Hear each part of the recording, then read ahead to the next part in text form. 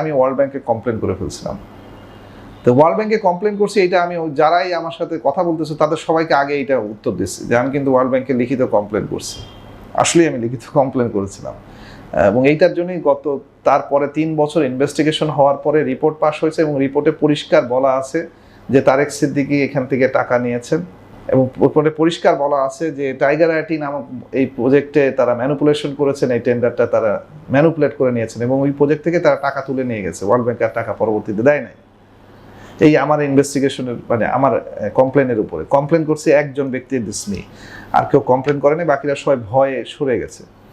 তো আমি যখন এই কমপ্লেনগুলো করলাম এবং আমাকে তুলে নিয়ে যাও, তখন ওই যে আমি যে ম্যানিপুলেশনটা করছি, যদি তোমরা আমাকে কোনো কারণে মেরে ফেলো, তাহলে এক তো হচ্ছে মিডিয়াতে ওই যে টক শো এবং কাভারেজ হয়ে গেছে, তাহলে বাকিটা আর একটু হবে, সো তোমরা কি এটা নিতে পারবা? তো একটা পর্যায়ে এসে ভয় দেখা ভিত্তিতে আমি বললাম যে তোমাদের যেটা চাওয়া সেটা আমি করলেই তো হচ্ছে, আমি এই বিষয়ে কথা বলবো না, আমি এই বিষয়ে তোমাদের আর কোনো বাধাও দিব না, আর কিছু করবো না, আমি লিখিত দিচ্ছি, মুসলেকা দিলেন।